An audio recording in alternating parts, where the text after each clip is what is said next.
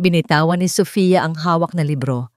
Isang salita lang yon, isang sigaw mula sa palaruan, pero sapat na para biglang manlamig ang kanyang buong katawan at kumabog ng malakas ang kanyang dibdib. Automatiko siyang napatayo mula sa park bench na kinauupuan. Hindi niya inalintana ang librong nahulog sa damuhan. Ang mundo niya ay biglang lumiit sa isang figura. Ang 6 na taong gulang niyang anak na si Derek na ngayon ay nakaupo sa damuhan malapit sa paanan ng slide, hawak ang kanyang tuhod. Napatakbo si Sofia, ang bawat hakbang ay puno ng kaba. "Derek! Anong nangyari, anak?" Bago pa man siya makalapit, isang lalaki ang nauna ng lumuhod sa tabi ng kanyang anak. Nakatalikod ito mula sa kanya, pero kitang-kita niya ang malapad nitong balikat na nababalutan ng isang mamahaling puting polo shirt. "Hey, champion! Are you okay?" Tanong ng lalaki sa isang boses na malumanay at puno ng pag-aalala. Dahan-dahan nitong inalis ang kamay ni Derek mula sa tuhod para suriin ito. "Mukhang maliit na gasgas lang yan. Malayo sa bituka." Nakahinga ng maluwag si Sofia nang makitang walang malubhang nangyari. Isang maliit na galos lang nga, gaya ng sabi ng estranghero. Ngunit ang kaba sa kanyang dibdib ay napalitan ng pagnanais na protektahan ng kanyang anak.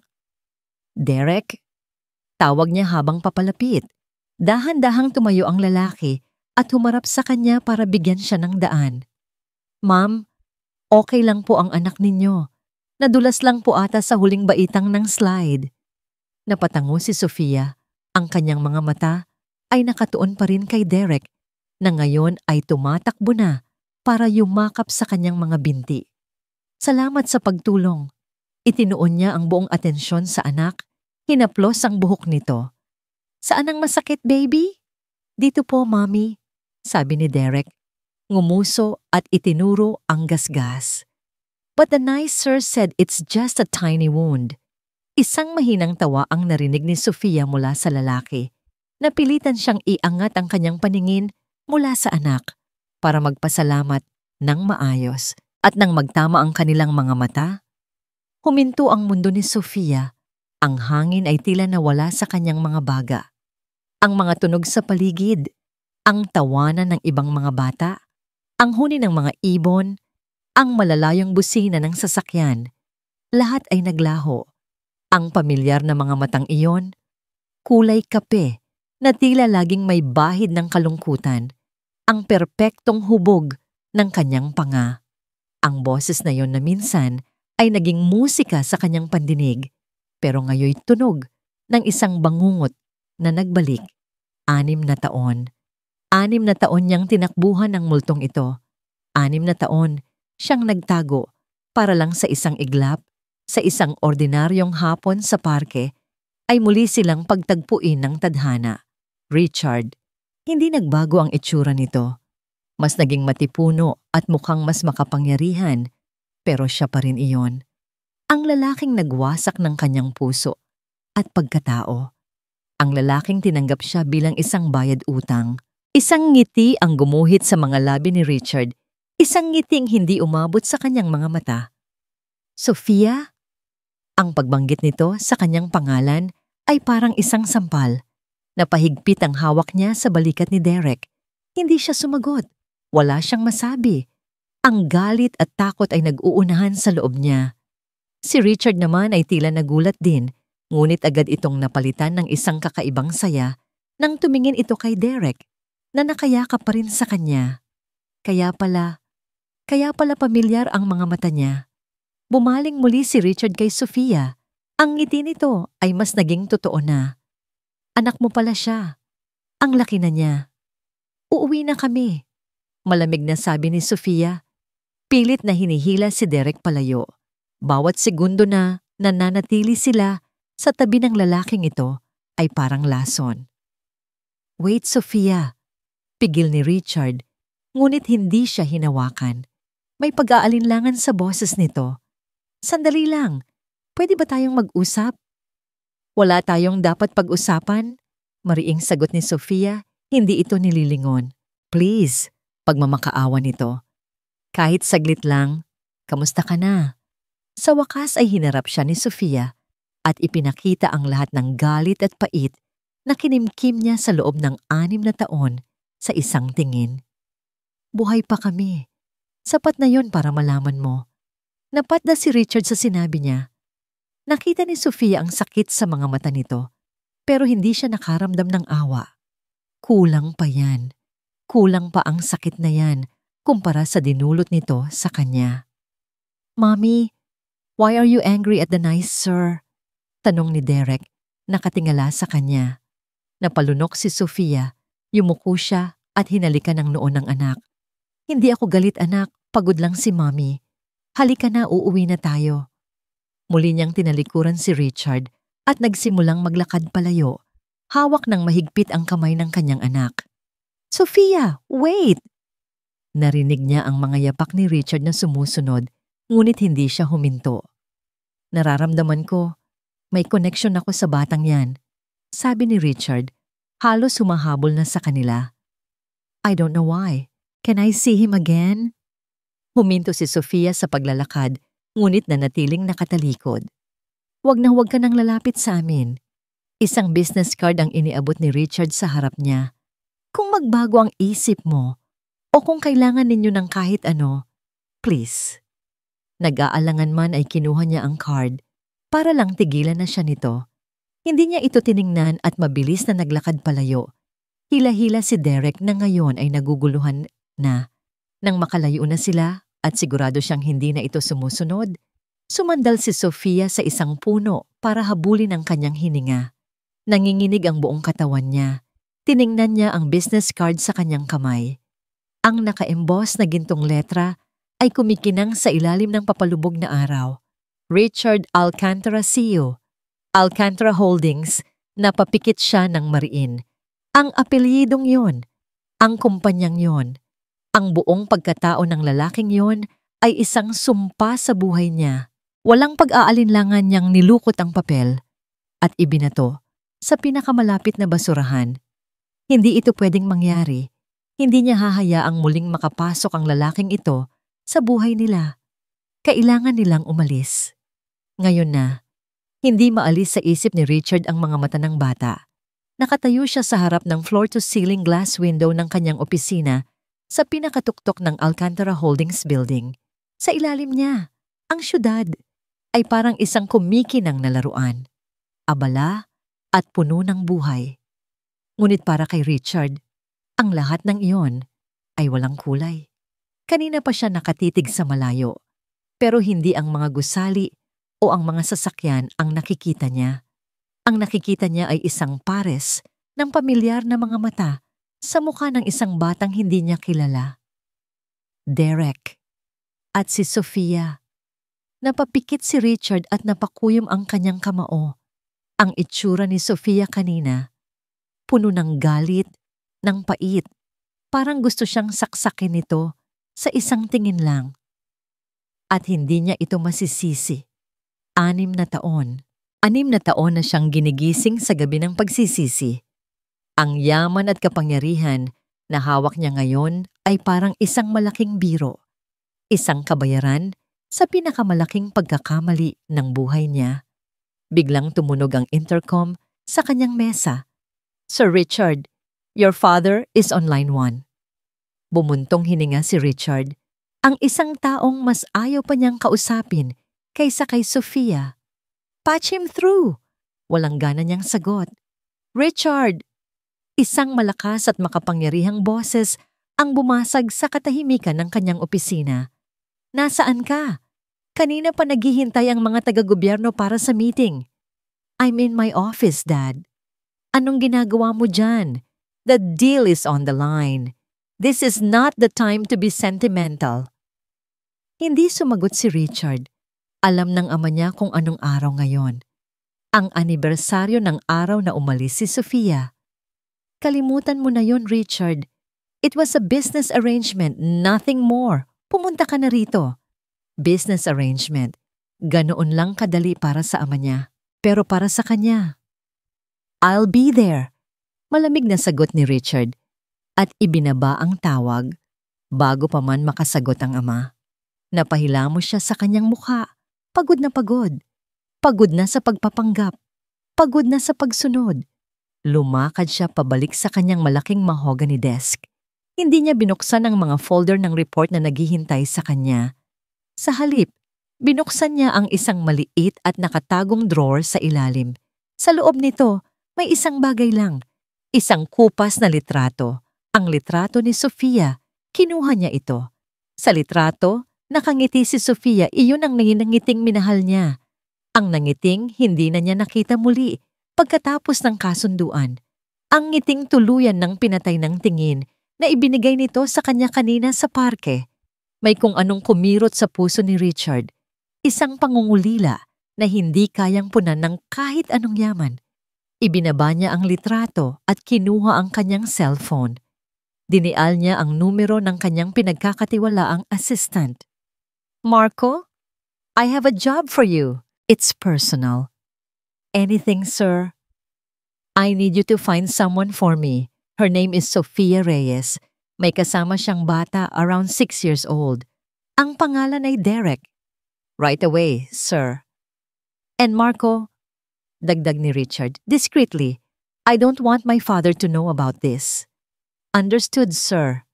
Pagkatapos ng tawag, muli niyang tiningnan ang syudad sa labas. Pero ngayon, may iba na siyang hinahanap.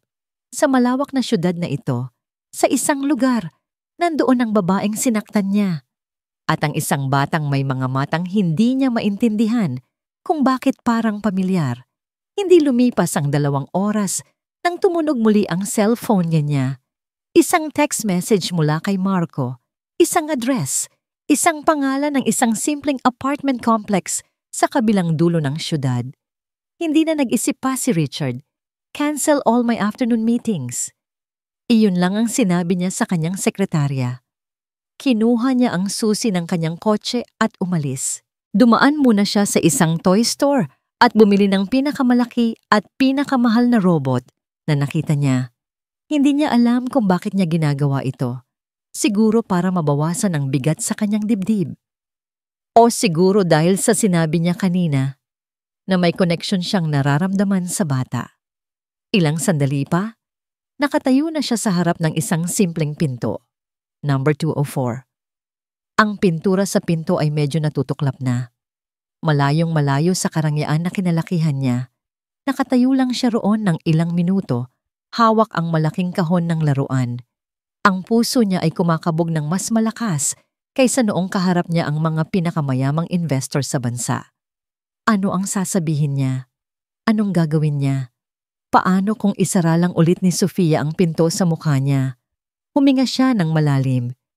Itinaas niya ang kanyang kamay, nag-aalangan. 1 beses, 2 beses, 3 beses. Kumatok siya sa pinto. May kumakatok. Napatigil si Sofia sa paghahanda ng hapunan. Sino naman kaya ito? Gabi na? At wala siyang inaasahang bisita. Si Derek ay nasa kwarto nito, tahimik na naglalaro. Muli, 3 sunod-sunod na katok. Mas malakas ngayon, mas may diin. Nagpunas siya ng kamay sa kanyang duster at dahan-dahang lumapit sa pinto. Sumilip muna siya sa peephole at ang sumunod na segundo, naramdaman niya ang pag-akyat ng lahat ng dugo sa kanyang ulo. Si Richard, nakatayo sa labas ng pinto niya, may hawak na isang malaking kahon ng laruan, para siyang binuhusan ng nagyayelong tubig. Paano? Paano niya nalaman kung saan sila nakatira? Ang takot na naramdaman niya kanina sa parke ay bumalik, mas matindi, mas nakakaparalisa. Hindi niya ito bubuksan. Hindi. Kung hindi siya kikilos, aalis din ito. Pero muling kumatok ang lalaki. "Sofia, I know you're in there. Please, mag-usap tayo." Napapikit si Sofia. Ang boses na yon, tumatagos sa manipis na kahoy ng pinto, ay nagdala ng mga alaalang pilit na niyang ibinabaon sa limot. "Umalis ka na!"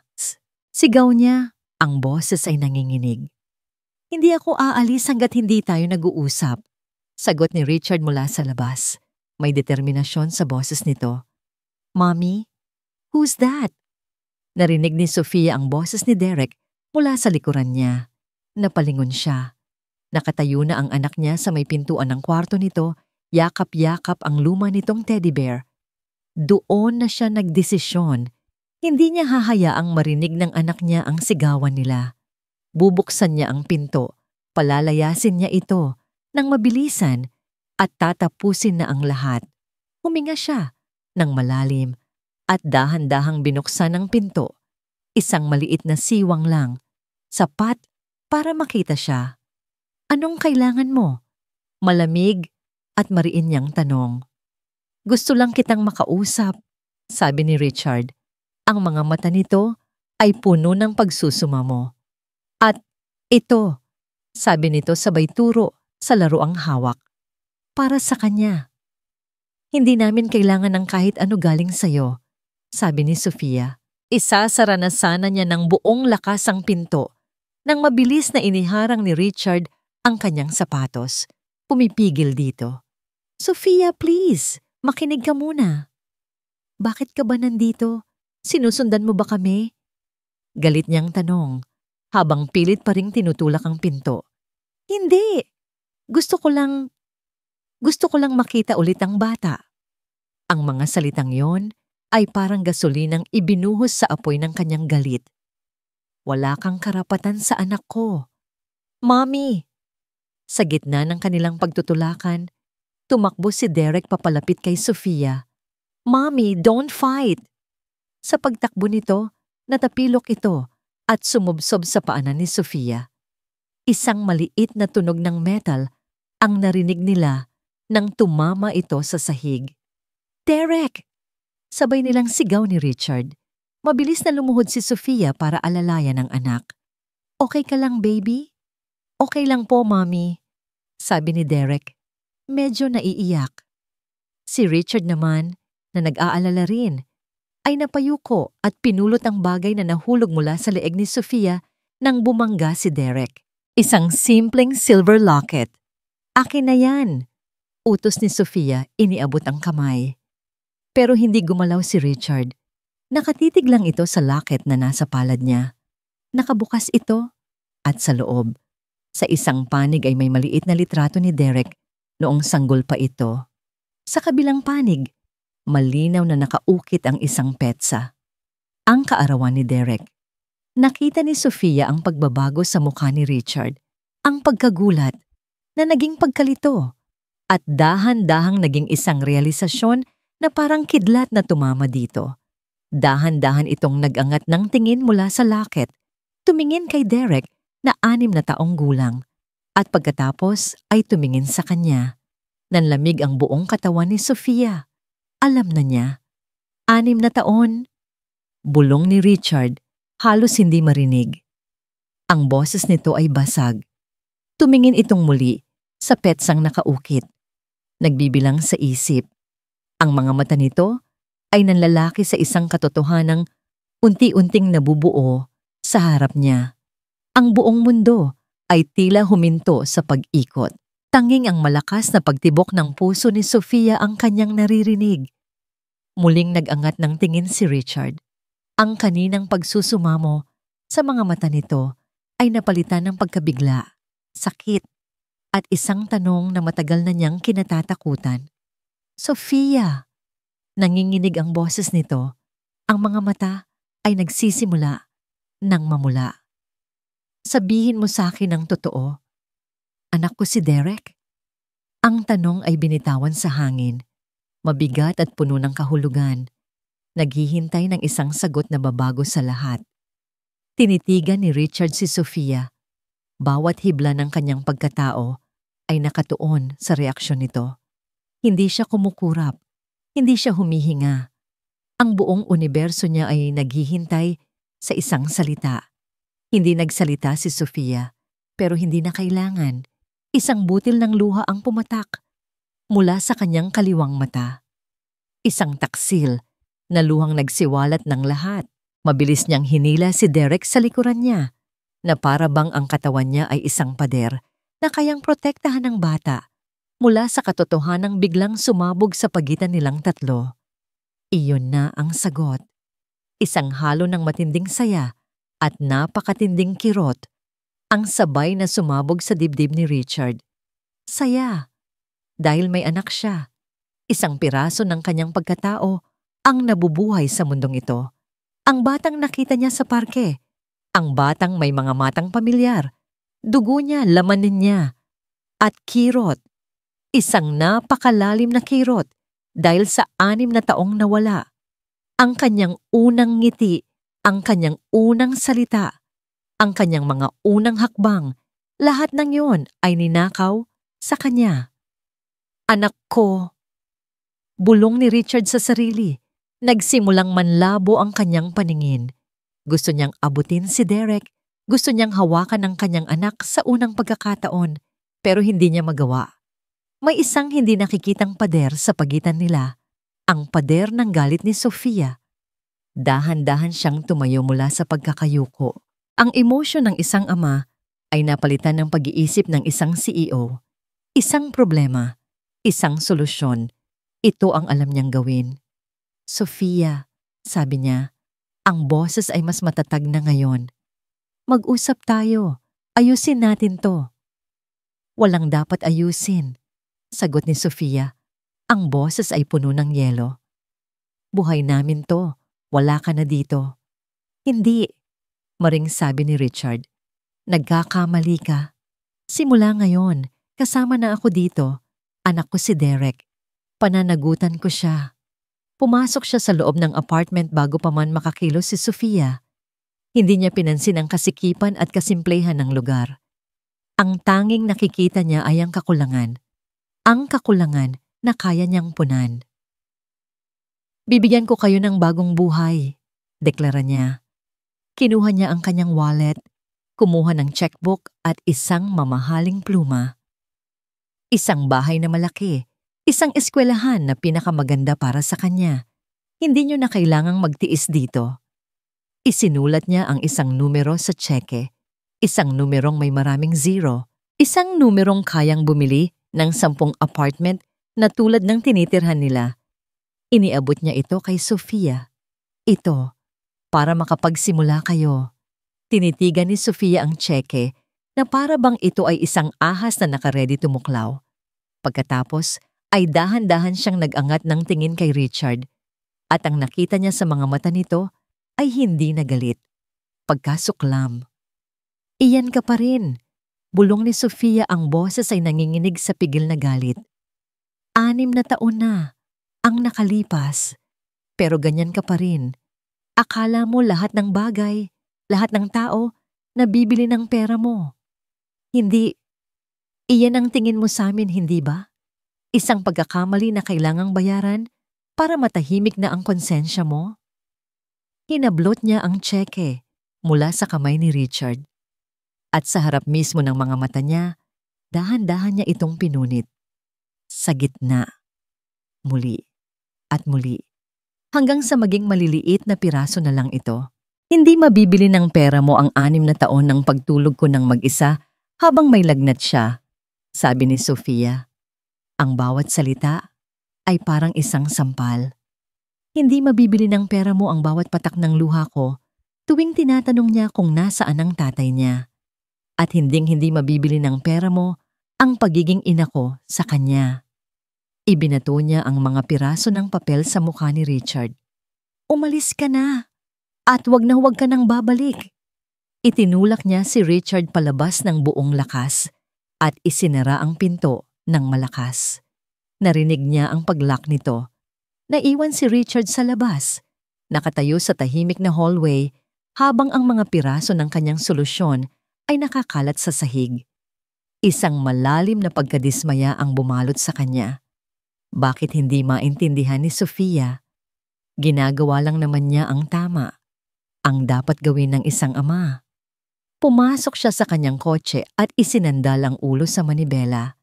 Ang mamahaling laruan sa passenger seat ay parang isang pangiinsulto. Napatingin siya sa bintana ng apartment kung saan alam niyang nandoon ang kanyang mag-ina. Isang apoy ang biglang nag-alab sa loob niya. Hindi galit, determinasyon. Kung ayaw ni Sofia sa madaling paraan, gagawin niya sa paraang alam niya. Sa paraang walang sino man ang kayang tumalo sa kanya. Kinuha niya ang kanyang cellphone, dinial ang numero ng personal niyang abogado. Attorney Romero, sabi ni Richard nang sagutin nito ang tawag. Ang boses niya ay malamig at walang emosyon. Sir Richard, napatawag po kayo? May anak ako, 6 na taong gulang, at ayaw siyang ipakita sa akin ng ina niya. Isang sandaling katahimikan sa kabilang linya. Naiintindihan ko po, sir. Gusto ko ng karapatan ko bilang ama. Mariing sabi ni Richard. I want legal visitation rights. I want to be a part of my son's life. Masusunod po, sir. Maghahanda po ako ng mga dokumento. Gawin mo ang lahat, utos ni Richard habang nakatitig sa bintana ng apartment. Gawin mo ang lahat ng kailangan. Ibinaba niya ang tawag, tapos na ang pakikipag-usap, tapos na ang pagmamakaawa. Kung digmaan ang gusto ni Sofia, digmaan ang ibibigay niya. Ang liham ay dumating makalipas ang 2 araw. Nakatayo si Sofia sa harap ng kanyang mailbox. Hawak ang isang makapal at mamahaling sobre na may opisyal na logo ng isang law firm sa sulok. Hindi pa man niya binubuksan, alam na niya kung ano ang laman nito. Nanginginig ang kanyang mga kamay habang binubuksan niya ito. Sa loob, ang mga salitang nakatype sa malinis na papel ay tila mga sundalong nakalinya para salakayin siya. Formal petition for visitation rights, paternal acknowledgement, legal counsel, isang digmaan nga. At dinala ni Richard ang kanyang buong hukbo. Napaupo si Sofia sa hagdanan sa labas ng kanyang apartment. Ang liham ay nayupi sa kanyang kamay. Galit. Iyon ang una niyang naramdaman. Ang kapal ng mukha niya. Pagkatapos ng 6 na taon, idadaan niya sa korte ang lahat? Pero habang lumilipas ang mga minuto, ang galit ay dahan-dahang natunaw at napalitan ng isang malamig na damdamin, takot at kawalang pag-asa. Sino siya para labanan ng isang Alcantara sa korte? Isa lang siyang simpleng babae na may simpleng trabaho.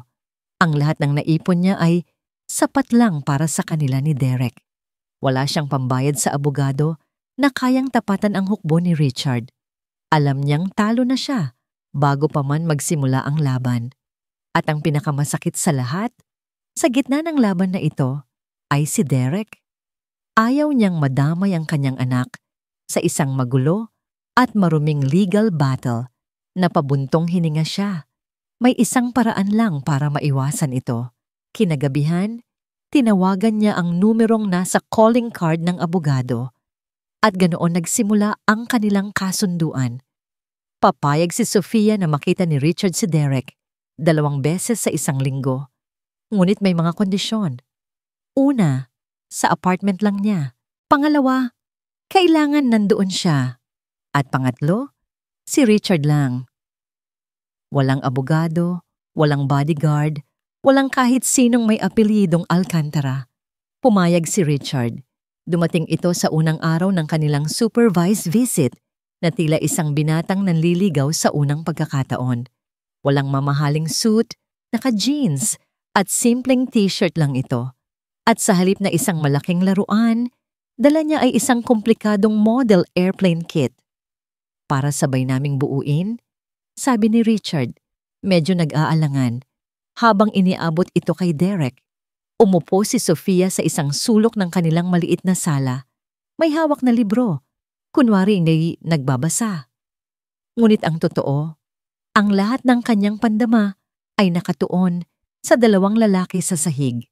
Nakikita niya kung paano kumikinang ang mga mata ni Derek habang itinuturo ni Richard ang bawat pyesa.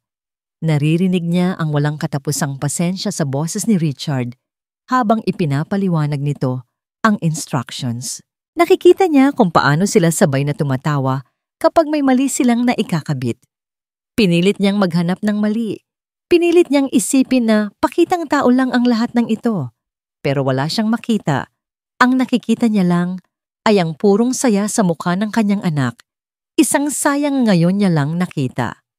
At sa isang saglit, isang maliit na tinik ang tila natanggal sa kanyang puso. Sir Richard? Biglang tanong ni Derek habang abala sa pagdikit ng pakpak ng eroplano. Hmm? Are you my dad?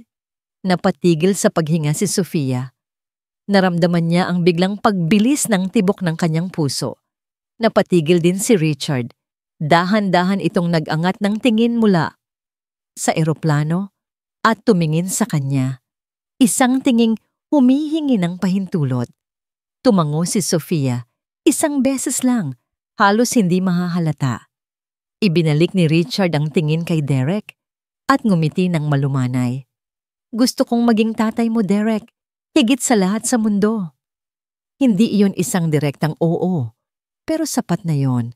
Tumango si Derek na para bang naiintindihan niya ang lahat at muling ibinalik ang atensyon sa laruan. Pero para kay Sofia ang sagot na yon ay may bigat. Kinilala ni Richard ang kanyang kapangyarihan bilang ina. Hindi niya ito inagaw. Sa mga sumunod na araw, unti-unting naging normal ang mga pagbisita ni Richard. Minsan, sa parke sila nagpupunta. Habang naglalaro si Derek, napipilitan silang maupo sa iisang bench. Walang nagsasalita, pero sa katahimikan na yon, mayroong isang bagay na nagbabago. Isang hapon, habang pauwi na sila mula sa parke, biglang bumuhos ang malakas na ulan. Iisa lang ang payong na dala ni Richard. Mabilis niya itong binuksan at isinukob silang tatlo. Dito kayo, sabi ni Richard. Inilalapit pa ang payong sa kanila. Dahil sa sikip, ang balikat ni Sofia ay dumikit sa braso ni Richard. Isang kuryente ang tila dumaloy sa kanyang buong katawan. Ang init ng balat nito, ang pamilyar na amoy ng pabango nito. Lahat ay nagbalik sa kanya. Bigla siyang kinabahan. Hindi siya gumalaw. Hinayaan niya lang ang dikit ng kanilang mga balat habang sabay-sabay silang naglalakad sa ilalim ng ulan. At sa sandaling iyon, sa ilalim ng iisang payong, sa gitna ng malakas na ulan, naramdaman ni Sofia ang isang bagay na matagal na niyang kinalimutan. Hindi galit, hindi takot. Isang pakiramdam na ligtas. Gabi na. 2 linggo na ang nakalipas mula nang magsimula ang mga pagbisita. Nakatulog na si Derek. Si Sofia naman ay naguhugas ng mga plato, pero ang isip niya ay lumilipad. Lumilipad pabalik sa eksena sa ilalim ng payong. Bigla siyang napabalik sa realidad nang marinig ang isang mahinang ubo mula sa kwarto. Binitiwan niya ang baso at dali-daling pumasok sa silid. Nakita niya si Derek na hindi mapakali sa higaan. Nang hipuin niya ang noo nito, napasinghap siya. Nagliliyab sa lagnat ang kanyang anak. Biglang nagpanik si Sofia. Kumuha siya ng gamot ng bimpo na may maligamgam na tubig. Ngunit pagkalipas ng 1 oras, mas lalo lang tumaas ang lagnat ni Derek. Nagsisimula na itong umiyak ng mahina dahil sa sakit ng katawan. Naramdaman ni Sofia ang pag-akyat ng luha sa kanyang mga mata. Mag-isa siya. Laging mag-isa sa mga ganitong sitwasyon. Kinuha niya ang kanyang cellphone, nanginginig ang mga kamay. Tatawag siya ng taxi. Dadalhin niya si Derek sa ospital.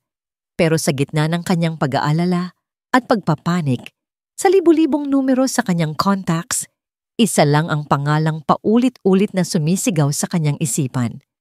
Isang pangalang ayaw niyang isipin, pero ang tanging pangalang nagbibigay sa kanya ng pag-asa sa sandaling iyon. Nanginginig ang kanyang daliri habang pinipindot ang call button. Sinagot nito pagkatapos lang ng 1 ring. Sofia, may problema ba? Hindi na napigilan ni Sofia ang paghikbi. Richard! Bulong niya sa telepono. Ang boses ay basag na. Tulungan mo kami. Sofia, may problema ba? Hindi na nagtanong pa si Richard sa nanginginig na boses ni Sofia sa kabilang linya. Sa salitang tulungan, alam na niya. Isang bagay ang nangyari sa kanyang anak. Nasaan kayo? Papunta na ako. Binitiwan niya ang report na binabasa niya. Kinuha niya ang susi ng kotse. Hindi na siya nag-abala pang magpalit ng damit. Sa loob ng wala pang 2 minuto, ang makina ng kanyang sasakyan ay humaharurot na sa tahimik na mga kalsada ng gabi. Ang mga ilaw ng syudad ay parang mga guhit na lang sa kanyang paningin. Isa lang ang nasa isip niya, si Derek, si Sofia. Pagdating niya sa apartment, nadatnan niyang bukas ang pinto. Si Sofia ay nasa sahig, yakap-yakap si Derek na binalot sa makapal na kumot. Umiiyak si Sofia. Umiiyak din si Derek. Walang salitang namutawi sa pagitan nila.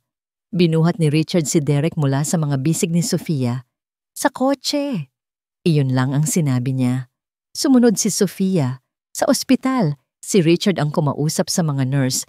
Siya ang nag-asikaso ng mga papeles. Siya ang naghahanap ng pinakamagaling na doktor na naka-duty.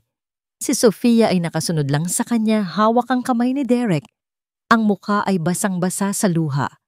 Nang mailagay na si Derek sa isang private room at nasweruhan, saka lang sila nakahinga ng maluwag. Acute bronchitis, sabi ng doktor. Mahirap pero hindi delikado kung maaagapan. Naupo silang dalawa sa maliit na sofa sa loob ng kwarto, parehong nakatingin sa mahimbing ng natutulog na bata. Ang katahimikan sa pagitan nila ay hindi na kagaya ng dati. Hindi na ito puno ng galit o awkwardness. Ito ay katahimikan ng dalawang magulang na pinag-isa ng iisang pag-aalala. Nagsimulang manginig si Sofia, marahil sa pagod o sa lamig ng aircon. Nakita ito ni Richard. Dahan-dahan, nag-aalangan, iniabot niya ang kanyang kamay at hinawakan ang kamay ni Sofia na nakapatong sa kandungan nito. Nagulat si Sofia. Napatingin siya sa kanilang magkahawak na kamay tapos sa mukha ni Richard. Sa ilalim ng malabong ilaw ng ospital, nakita niya ang pagod sa mga mata nito. Ngunit nakita rin niya ang isang bagay na hindi pa niya nakikita noon. Ang dalisay na pag-aalala. Sa pagkakataong yun, hindi niya ito binawi. Sa halip, hinayaan niyang manatili ang kamay niya sa loob ng palad nito. Ang init na nagmumula roon ay tila gumapang sa buong katawan niya, nagbibigay ng isang kakaibang kalma sa kanyang nagwawalang puso. Doon, sa katahimikan ng gabi, habang binabantayan ang kanilang natutulog na anak, naramdaman ni Sofia ang pagguho ng isang maliit na bahagi ng pader na itinayo niya sa paligid ng kanyang puso. Kinaumagahan, bumaba na ang lagnat ni Derek. Nagising itong masigla na at naghahanap ng almusal. Isang malaking ginhawa ang naramdaman ng dalawa.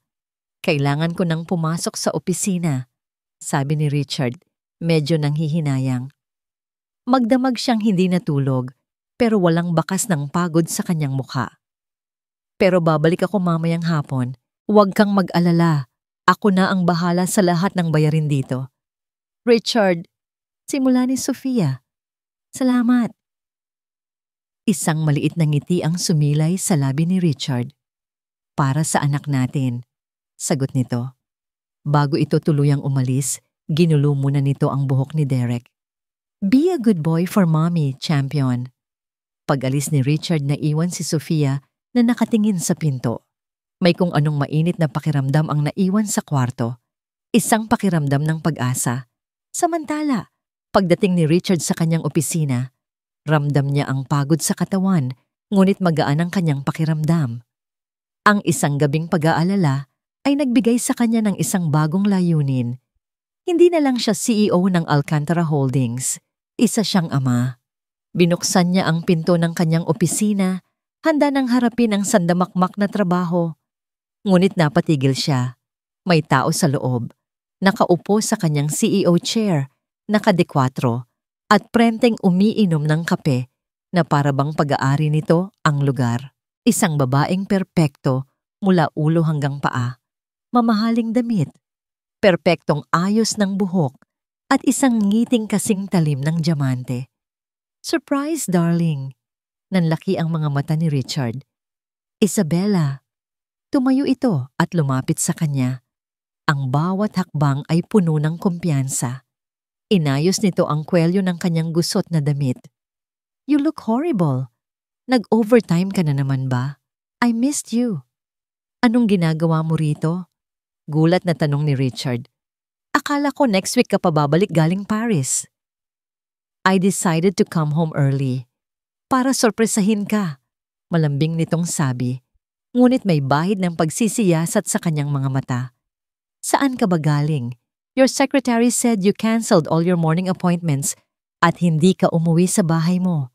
Bago pa man makasagot si Richard, inilapag niya ang kanyang briefcase sa mesa. Sa pagmamadali, bumukas ito at may nahulog na isang papel na may guhit ng bata. 3 stick figures, isang lalaki, isang babae, at isang maliit na bata sa gitna, magkakahawak kamay sa ilalim ng isang nakangiting araw. Ang drawing ni Derek na ibinigay nito sa kanya noong isang araw. Mabilis itong pinulot ni Isabela bago pa man makuha ni Richard. Tiningnan niya ito, isang kilay ang bahagyang tumaas. Ang cute naman nito, sabi niya. Ang boses ay matamis ngunit puno ng pahiwatig. Itinaas niya ang papel para ipakita kay Richard. Kaninong anak ang gumawa, love? Ang tanong ni Isabela ay parang isang patibong, nakabalot sa matamis na boses pero may nakatagong lason. Napatitig si Richard sa drawing na hawak nito, pagkatapos ay sa mga mata ni Isabela. Nakangiti pa rin ito, pero alam ni Richard ang nasa likod ng ngiting iyon. Si Isabela ay parang isang magandang ahas, tahimik pero mapanganib. Sa pamangkin ko, mabilis niyang sagot, pilit na pinapakalma ang sarili. Anak ni pinsan ko, isang kasinungalingan. Ang una sa marami pang kasunod, tinitigan siya ni Isabela ng ilang segundo na para bang sinusukat kung totoo ang kanyang sinasabi. Sa wakas, ibinaba nito ang drawing. Oh, I see. Akala ko naman kung ano na. Ibinalik nito ang papel sa mesa ni Richard. Anyway, my dad and your dad are setting up a dinner tonight. It's a welcome home for me and a celebration for our upcoming merger. Ang salitang merger ay binigkas niya ng may diin. Alam nilang dalawa na hindi lang yun merger ng kanilang mga kumpanya. Iyon ay merger ng kanilang mga buhay. I'll be there. Tipid na sagot ni Richard. Kinuha ang drawing at maingat na itinago sa drawer ng kanyang mesa sa tabi ng lumang litrato ni Sofia. Habang nagaganap ang lahat ng ito sa Alcantara Holdings, si Sofia naman ay abala sa pag-aasikaso kay Derek na pinayagan ng lumabas ng ospital. Pauwi na sila sa isang taxi nang makatanggap siya ng isang text message, isang hindi kilalang numero. Sofia, pwede ba tayong magkita? May mahalaga lang akong sasabihin tungkol kay Richard. It's for your own good. I'll be at the Grand Cafe in an hour. Ang pangalan sa dulo ng text, Isabela. Kumunot ang noo ni Sofia. Sino si Isabela? At paano niya nalaman ang numero niya? Isang parte niya ang nagsasabing huwag itong pansinin. Pero ang kuryosidad at ang pagbanggit sa pangalan ni Richard ay mas malakas. Pagkatapos maihatid si Derek sa kanyang kapitbahay na pinagkakatiwalaan, nagpunta si Sofia sa The Grand Cafe, isang lugar na malayong-malayo sa kanyang mundo. Ang mga chandelier ay kumikinang, ang mga upuan ay balot sa mamahaling velvet at ang mga bisita ay mukhang mga milyonaryo. At sa isang table sa gitna, nakaupo ang isang babaeng tila reyna sa kanyang trono, si Isabela. Sofia, thank you for coming, sabi nito, nakangiti. Ikinumpas nito ang kamay sa upuan sa tapat niya. Please, sit. Nag-aalangang naupo si Sofia. Pakiramdam niya ay isa siyang hamak na maya na napadpad sa pugad ng mga agila. Ang simpleng bestida niya ay tila sumisigaw ng kahirapan sa tabi ng eleganteng damit ni Isabela. I'll get straight to the point, simula ni Isabela, pagkatapos mag-order ng 2 mamahaling kape na hindi man lang tinanong si Sofia. I am Richard's fiancé. Ang mga salitang iyon ay tumama kay Sofia na parang isang malakas na sampal. Fiancé. Biglang nanikip ang kanyang dibdib. Ang maliit na pag-asang nagsimulang sumibol sa puso niya kagabi ay biglang nalanta at namatay. Ang kasal namin ay matagal nang napagkasunduan ng aming mga pamilya. Patuloy ni Isabela, ang bawat salita ay pinili para saktan siya. Si Don Ricardo Ang ama ni Richard ay itinuturing na akong parang tunay na anak. Kinuha ni Isabela ang kanyang cellphone at ipinakita kay Sofia ang isang litrato. Isang litrato ni Richard at Isabela, magkayakap sa paanan ng Eiffel Tower. Mukha silang masaya. Perpekto. Alam ko ang tungkol sa'yo, Sofia, sabi ni Isabela. Ibinaba ang cellphone. At alam ko rin ang tungkol sa bata. Napasinghap si Sofia. Richard is a good man, sabi ni Isabela. Ang boses ay nagbago at tila puno ng awa. Pero may responsibilidad siya sa kanyang pamilya, sa kanyang pangalan. Isang responsibilidad na hindi kayang unawain ng mga taong tulad mo. Tumayo si Isabela, kumuha ng isang sobre mula sa kanyang mamahaling bag at inilapag ito sa mesa. Hindi ko gustong magulo ang buhay mo o ang buhay ng anak mo. Kaya sana, tanggapin mo ito. Isang tulong para makapagsimula kayo ulit. Sa isang lugar na malayo dito. Malayo sa amin. Hindi tiningnan ni Sofia ang sobre. Ang mga mata niya ay nakapako kay Isabela. Ngayon, naiintindihan na niya. Ito ay isang laro. Isang laro ng mga mayayaman at makapangyarihan. At siya, kasama ang kanyang anak, ay isang balakid na kailangang alisin. Hindi kami aalis. Mariing sabi ni Sofia. Ang boses ay hindi nanginginig. Ang ngiti sa mukha ni Isabela ay dahan-dahang nawala. Pakiusap lang ito, Sofia. Para na rin sa kapakanan ng anak mo. Isipin mo ang kinabukasan niya. Isang batang walang pangalan, isang batang bastardo. Hinding-hindi siya matatanggap ng pamilya Alcantara. Ang salitang bastardo ay parang isang punyal na sumaksak ng direkta sa puso ni Sofia. Tumayo siya. Tinitigan si Isabela ng diretso sa mga mata.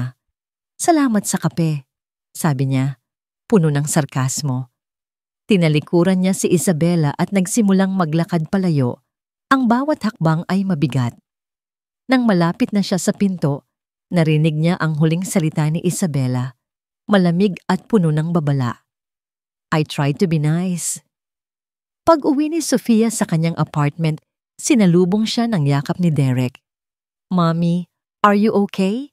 You look sad, sabi nito. Nakatingala sa kanya. Pilit nang ngumiti si Sofia at hinaplos ang buhok ng anak. Pagod lang si Mommy, baby. Halika, kumain na tayo. Habang kumakain sila, ang mga salita ni Isabela ay paulit-ulit na tumatakbo sa kanyang isipan. Fiancé, kasal, bastardo. Ang bawat salita ay isang dagok. Ang maliit na pag-asang nabuo sa ospital ay tuluyan ng naging abo. Paano siya naging ganoon katanga? Paano siya nagpadala sa ilang araw na kabaitan ni Richard? Siyempre, may fiancé ito, isang babaeng nababagay sa mundo niya, isang babaeng hindi tulad niya. Nagising siya sa katotohanan. Siya at si Derek ay isang komplikasyon lang sa perpektong buhay ni Richard, isang lihim na kailangan nitong itago. Kinagabihan, nagring ang cellphone. Si Richard, hindi niya ito sinagot. Hinayaan niya lang itong magring hanggang sa mamatay. Tumawag itong muli at muli. Pinatay niya ang kanyang cellphone. Ayaw na niyang marinig ang boses nito. Ayaw na niyang marinig ang mga kasinungalingan nito. Samantala, sa isang marangyang restaurant, nakaupo si Richard kasama ang pamilya ni Isabela at ang kanyang ama, si Don Ricardo. Isang engranding hapunan para sa isang pekeng selebrasyon. To the future of Alcantara and Robles Corporations, masayang sabi ng ama ni Isabela. Itinaas ang kanyang wine glass. To Richard and Isabela. Segunda naman ni Don Ricardo, nakatingin kay Richard ng may pagbabanta, na para bang sinasabing, umayos ka. Pilit nang ngumiti si Richard at itinaas din ang kanyang baso. Tinext at tinawagan niya si Sofia ng ilang beses, pero hindi ito sumasagot. Masama ang kutob niya. Kinabukasan, isang malaking balita ang sumalubong sa lahat. Nasa front page ng business section ng pinakasikat na dyaryo. Isang malaking litrato ni Richard at Isabella mula sa hapunan kagabi. Sila ay nakangiti, magkatabi. At ang headline, Alcantara-Robles Merger, a union of power and love. Nakita ito ni Sofia. Bumili siya ng dyaryo mula sa isang newsstand habang papunta sa trabaho. At doon, sa harap ng maraming tao, gumuho ang kanyang mundo, ang litrato, ang headline. Lahat ay isang patunay sa mga sinabi ni Isabella. Hindi ito nagsisinungaling. Napaupo siya sa isang bench sa tabi ng daan. Ang dyaryo ay nanginginig sa kanyang kamay. Ang mga tao ay naglalakad sa paligid niya, abala sa kanilang mga buhay, walang kamalay-malay sa isang pusong nadudurog sa gitna nila. Kaya pala hindi na ito tumawag pa ulit kagabi. Dahil abala ito sa pagdiriwang kasama ang kanyang fiancé. Abala ito sa pagpapakita sa buong mundo kung sino ang tunay na mahalaga sa kanya. Isang matinding sakit ang kanyang naramdaman. Pero sa ilalim ng sakit na yon, may isang bagay na nabuo. Pinalitan nito ang lungkot. Pinalitan nito ang pag-asa. Galit. Isang dalisay at nag-aapoy na galit. Galit sa sarili niya dahil naniwala siya. At galit kay Richard dahil sa panloloko nito muli. Tumayo siya. Ang kanyang mga mata ay tuyo. Wala nang luhang gustong pumatak. Tapos na ang pag-iyak. Tapos na ang pagiging biktima. Umuwi siya sa kanyang apartment. Hindi siya pumasok sa trabaho. Kinuha niya ang lahat ng kanyang naipon sa bangko. Kumuha siya ng isang malaking maleta. Dahan-dahan, sinimulan niyang iligpit ang kanilang mga gamit. Ang mga damit ni Derek, ang mga laruan nito, maliban sa model airplane na bigay ni Richard, iiwan niya iyon. Habang nag-iimpake, nahanap niya ang libro na binabasa niya sa parke noong araw na muli silang nagkita. Parang isang buong buhay na ang nakalipas. Isinara niya ang maleta. Simple lang ang kanyang plano. Aalis sila. Babalik sa probinsya kung saan siya lumaki. Sa isang lugar na hindi sila kayang abutin ng kahit sinong Alcantara. Gabi. Si Richard, pagkatapos ng isang buong araw na hindi matahimik ang isip, ay hindi na nakatiis. Pinuntahan niya ang apartment ni Sofia. Kailangan niyang magpaliwanag. Kailangan niyang sabihin na ang lahat ng nasa dyaryo ay isang palabas lang. Pero nang kumatok siya sa pinto, walang sumagot. Kumatok siyang muli. Mas malakas. Sofia! Derek! Buksan niyo to! Walang sagot. Sinubukan niyang pihitin ang doorknob. Bukas. Pumasok siya. Sofia? Ang apartment ay tahimik at walang laman. Walang mga damit sa sampayan. Walang mga laruan sa sahig. Walang mga litrato sa ibabaw ng maliit na lamesa. Tanging ang alikabok at ang amoy ng kalungkutan ang naiwan. Pumunta siya sa kwarto ni Derek. Ganoon din. Walang laman. Maliban sa isang bagay, sa ibabaw ng kama, maayos na nakalagay ang binuo nilang model airplane. At sa tabi nito, may isang pirasong papel. Isang maikling sulat kamay. Huwag mo na kaming hanapin. Nabitiwan ni Richard ang papel. Napaluhod siya sa sahig ng walang lamang kwarto. Sa gitna ng katahimikan, wala na sila. Nawala na naman sila sa kanya. At sa pagkakataong ito, alam niyang kasalanan na niya ang lahat. Ang biyahe pabalik sa Alcantara Mansion ay ang pinakamabilis at pinakamapanganib na ginawa ni Richard sa buong buhay niya. Bawat busina ng ibang sasakyan ay hindi niya pinapansin. Ang tanging naririnig niya ay ang malakas na dagundong ng kanyang puso at ang paulit-ulit na mga salita sa kanyang isip. Huwag mo na kaming hanapin. Nang huminto ang kanyang sasakyan, sa harap ng malaking gate, halos mabangga niya ito. Bumaba siya nang walang pakialam kung maayos ba ang pagkakapark niya. Pumasok siya sa malaking pinto ng mansyon na parang isang bagyo. Dad! Ang sigaw niya ay umalingaw-ngaw sa malawak na foyer. Ang mga katulong ay nagulat at napayuko. Mula sa itaas ng grand staircase, lumabas ang kanyang ama, si Don Ricardo. Hawak ang isang baso ng brandy. May pagtataka sa mukha nito. Richard, anong eskandalo ito? Nasaan sila? Tanong ni Richard. Ang boses ay mababa at puno ng panganib. Lumapit siya sa paanan ng hagdanan, nakatingala sa kanyang ama. Sino ang tinutukoy mo? Kalmadong tanong ni Don Ricardo, humigop mula sa kanyang baso. Alam mo kung sino ang tinutukoy ko. Sigaw ni Richard. Ang kanyang pagtitimpi ay tuluyan nang nawala. Si Sofia at ang anak ko. Anong ginawa mo? Anong ginawa ninyo ni Isabela? Isang malamig na ngiti ang gumuhit sa mga labi ni Don Ricardo. Ginawa lang namin ang nararapat. Inalis namin ang isang problema, isang kahihiyan sa pangalan ng pamilyang ito. Ang pag-amin na yon ay parang isang suntok sa sikmura ni Richard. Problema? Kahihiyan? Ama, apo ninyo si Derek. Dugo ninyo ang nananalaytay sa kanya. Hindi ko apo ang isang bastardo. Ang sagot ng matanda. Ang boses ay biglang tumaas at naging kasing tigas ng bakal.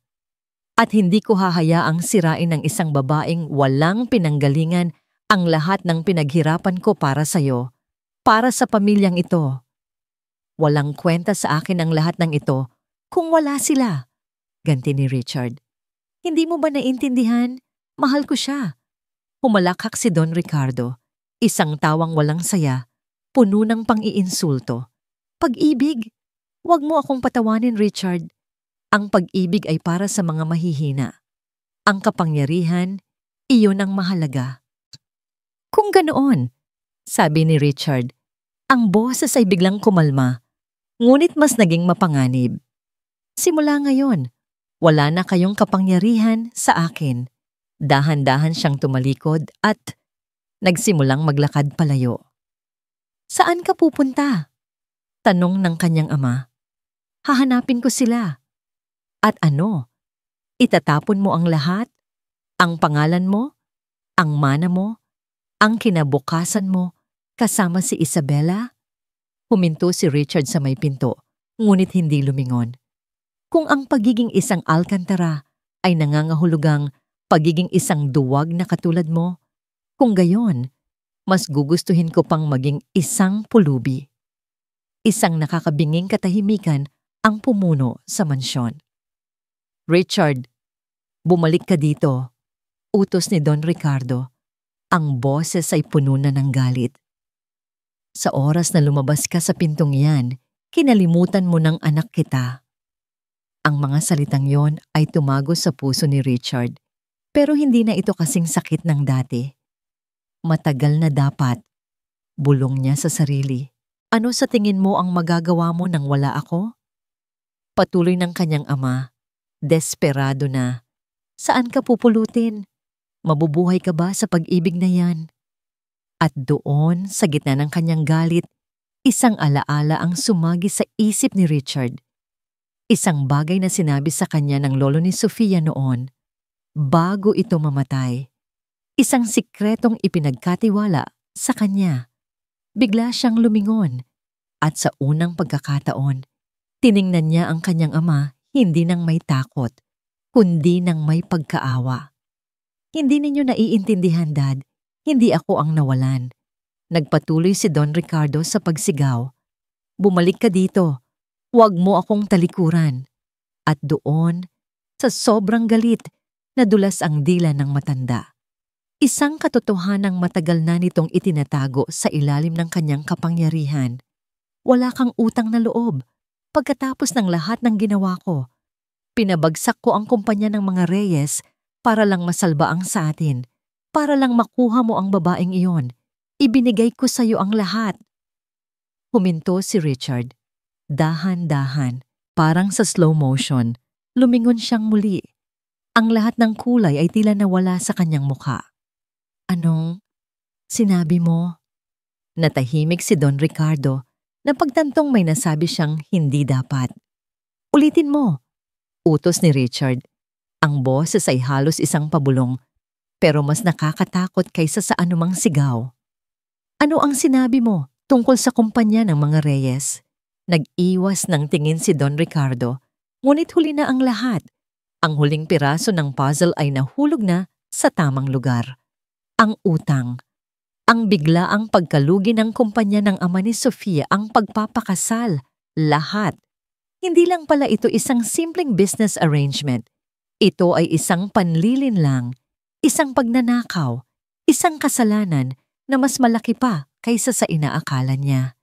Tiningnan ni Richard ang kanyang ama, ang lalaking minsan niyang hinangaan at kinatakutan, na para bang ito ay isang estranghero, isang halimaw. At sa mga mata ni Richard, wala nang natirang bakas ng pagiging anak. Mula ngayon, sabi ni Richard, ang bawat salita ay may bigat ng isang hatol. Hindi na ako isang alkantara. Tumalikod siya, at sa pagkakataong ito, tuluyan na siyang lumabas sa pinto. Iniwan ang kanyang ama na nakatayo sa tuktok ng hagdanan, nag-iisa sa gitna ng kanyang malawak at walang lamang kaharian. Ang terminal ng bus sa isang maliit na bayan sa probinsya ay maingay at magulo. Ito ang mundo ni Sofia ngayon. Malayo sa kumikinang ngunit mapanlinlang na syudad, dito ang mga tao ay simple, ang buhay ay mabagal. Ligtas, karga-karga niya ang natutulog na si Derek habang bumababa ng bus. Gabi na at umuulan ng mahina. Ang amoy ng basang lupa ay sumalubong sa kanya, isang amoy na pamilyar, ang amoy ng kanyang kabataan. Pumunta sila sa isang maliit na waiting shed para sumilong. Hihintayin na lang niyang tumila ang ulan bago hanapin ang lumang bahay ng kanyang lola. Habang nakaupo roon, pinagmamasdan ang pagpatak ng ulan, naramdaman niya ang isang klase ng kapayapaan. Mahirap ang desisyon niyang umalis, pero alam niyang ito ang tama. Dito, magiging malaya sila. Malaya mula sa mga alkantara, malaya mula sa mga kasinungalingan. Sofia! Isang boses mula sa gitna ng ulan. Napapitlag siya. Imposible. Pero nang iangat niya ang kanyang paningin, nakita niya ito. Nakatayo sa gitna ng ulan si Richard, basang-basa. Walang payong. Ang mamahalin niyang damit ay nanlilimahid. Ang kanyang buhok ay tumutulo. Mukha siyang naliligaw at pagod. Ngunit ang kanyang mga mata ay nakatuon lamang sa kanya. Paano? Iyon lang ang salitang lumabas sa bibig ni Sofia. Sinabi sa akin ng lolo mo noon, sabi ni Richard, dahan-dahang lumalapit. Kung sakaling magkahiwalay man daw tayo, dito ka raw tiyak na babalik. Sa lugar kung saan ka pinakamasaya. Hindi makapagsalita si Sofia.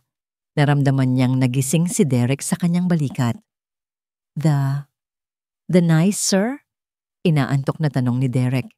Hindi pinansin ni Richard ang ulan. Lumapit siya hanggang sa makatungtong siya sa ilalim ng waiting shed. Tumutulo ang tubig mula sa kanyang damit. Gumagawa ng maliit na paddle sa kanyang paanan. Hindi siya tumingin kay Sofia. Sa halip, lumuhod siya sa maruming semento. Hindi sa harap niya, sa harap ni Derek. Champion, sabi ni Richard. Ang boses ay basag at nanginginig. Hindi dahil sa lamig, kundi dahil sa emosyon. I'm sorry. I'm so sorry, anak. Isang butil ng luha ang humalo sa tubig ulan sa kanyang pisngi. Your papa made a lot of mistakes. I'm so sorry. Nakatitig lang si Derek. Hindi lubos na naiintindihan ang nangyayari. Pero nakita ni Sofia ang pagkalito sa mukha ng anak na napalitan ng awa. Iniabot ni Derek ang kanyang maliit na kamay at hinaplos ang basang pisngi ni Richard. Doon na tuluyang bumagsak ang lahat ng pader ni Richard. Napayuko siya at humagulgol. Makalipas ang 6 na buwan, ang tunog ng bell na hudyat ng pagtatapos ng trabaho ay musika sa pandinig ni Richard. Pinunasan niya ang pawis sa kanyang noo at ngumiti. Pagod, pero isang pagod na may saya. Hindi na siya ang CEO na nakaupo sa isang di-aircon na opisina. Isa na siyang regular na empleyado, isang project supervisor sa isang maliit na construction firm. Ang kanyang mga kamay na dati ay pluma lang ang hawak. Ngayon ay may mga kalyo na. Ang kanyang mga damit ay hindi na mamahaling suit, kundi isang simpleng polo shirt at maong na laging may bahid ng alikabok. Pero sa bawat pagod na yon, may katumbas na gantimpala. Paglabas niya ng gate, nandoon na sila. Ang kanyang gantimpala. Nakaupo sa isang bench sa ilalim ng puno ng akasya, si Sofia ay matiyagang naghihintay habang si Derek ay masayang naglalaro ng dahon sa kanyang paanan.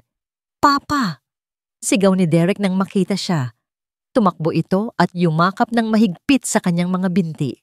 Binuhat niya ito. "Hey champion, how was school?" "It was great. I got a star in my drawing." Lumapit si Sofia. May dalang isang maliit na tuwalya at isang botelya ng tubig. Pinunasan niya ang pawis sa leeg ni Richard. "Kamusta ang araw mo?" tanong niya. Isang ngayong ngiti sa kanyang mga labi. "Mas gumaan dahil nakita ko na kayo," sagot ni Richard at hinalikan ito sa noo. Sabay-sabay silang naglakad pa uwi, hindi sa isang mansyon, kundi sa isang maliit na bahay na inuupahan nila sa probinsya. Ang bahay ay simple lang, may 2 kwarto at isang maliit na bakuran sa likod kung saan nagtatanim si Sofia ng mga gulay. Ngunit ang maliit na bahay na yon ay mas masaya at mas puno ng buhay kaysa sa malaki at malamig na mansyon ng mga Alcantara. Dito, sabay silang naghahanda ng hapunan. Dito, tinuturuan ni Richard si Derek sa mga takdang aralin nito. Dito, sa ilalim ng bubong na ito, sila ay isang tunay na pamilya. Isang Sabado ng umaga, isinama sila ni Richard sa isang lugar. Ang sementeryo ng bayan. Huminto sila sa harap ng isang puntod. Ang puntod ng ama ni Sofia, walang nagsalita. Si Richard ang unang kumilos. Nilinis niya ang mga damo sa paligid. Nagtirik siya ng kandila. Nag-alay siya ng mga bulaklak. Pagkatapos, humarap siya sa lapida. "Sir," sabi niya, ang boses ay puno ng respeto at pagsisisi. "Hindi ko na maibabalik ang nakaraan at habang buhay kong pagsisisihan ang lahat ng pagkakamali ko at ng aking pamilya. Pero sana maniwala po kayo sa akin ngayon. Hinding-hindi ko na po pababayaan si Sofia at si Derek. Aalagaan ko po sila ng buong buhay ko." Tahimik lang na nakikinig si Sofia. Ang mga luhang pumatak mula sa kanyang mga mata ay hindi na luha ng pait, kundi luha ng paghilom. Sa sandaling iyon, tuluyan nang naglaho ang huling piraso ng galit sa kanyang puso. Kinagabihan, habang si Derek ay mahimbing nang natutulog, niyaya ni Richard si Sofia sa kanilang maliit na bakuran. Ang mga bituin ay kumikinang sa langit. "Sofia," simula ni Richard. Hinawakan ng 2 kamay nito. "Naalala mo ba nung una kitang sinubukang bigyan ng tseke?" tanong niya. Tumango si Sofia. "Iyon ang pinakamalaking katangahan na ginawa ko. Akala ko, ang halaga ng isang tao ay nasa pera. Ngayon, naiintindihan ko na," patuloy niya. "Ang tunay na halaga ay wala sa yaman, kundi sa mga bagay na hindi nabibili." Dahan-dahan siyang lumuhod sa harap ni Sofia. Mula sa kanyang bulsa, kinuha niya ang isang maliit na kahon. Hindi ito mamahalin. Binuksan niya ito. Sa loob, isang simpleng singsing na silver na may isang maliit at kumikinang na bato. "Binili ko to gamit ang unang sahod ko," sabi niya. Ang mga mata ay nangingilid sa luha. Wala itong malaking diamante, wala itong sikat na pangalan. Pero, Sofia, ito ang lahat sa akin. Ito ang patunay ng pagiging isang bagong tao. Isang taong karapat-dapat sana sa'yo. "Sofia Reyes," sabi niya. Ang boses ay nanginginig sa pag-ibig. "Hindi ko maipapangako sa'yo ang isang palasyo. Hindi ko maipapangako ang isang buhay ng karangyaan. Ang tanging maipapangako ko ay ang aking puso, ang aking katapatan, at ang aking buong buhay." "Will you marry me?" Napatakip si Sofia sa kanyang bibig. Ang mga luha ay malayang dumadaloy sa kanyang pisngi. Ang mga luhang ito ay para sa lahat ng sakit, lahat ng paghihintay, at lahat ng pag-ibig na sa wakas ay natagpuan ng kanyang tahanan. Bago pa man siya makasagot, isang maliit na boses ang narinig nila mula sa may pintuan. Mommy, say yes. Please! Nakatayo roon si Derek. Kinukusot ang kanyang mga mata. Pero may isang malaking osangiti sa kanyang mga labi. Tumawa si Sofia sa gitna ng kanyang pag-iyak. Tumingin siya kay Richard na nakaluhod pa rin at naghihintay. Yes, bulong niya. Yes, Richard, I will marry you. Isinuot ni Richard ang singsing sa kanyang daliri. Tumayo ito at niyakap siya ng mahigpit. Tumakbo naman si Derek at yumakap sa kanilang mga binti. Tumitingala sa kanila na may purong saya sa kanyang mga mata. Doon, sa ilalim ng liwanag ng mga bituin, sa kanilang maliit na bakuran, ang tatlong nasirang kaluluwa ay sa wakas ay naging isa. Isang buong pamilya na binuo hindi ng dugo o ng kayamanan, kundi ng pagpapatawad, pagtanggap, at isang pag-ibig na kayang paghilumin kahit ang pinakamalalim na sugat. Ang tanging maririnig na lang ay ang masayang halakhak ni Derek, isang tunog na sumisimbolo sa isang bagong simula at isang masayang wakas.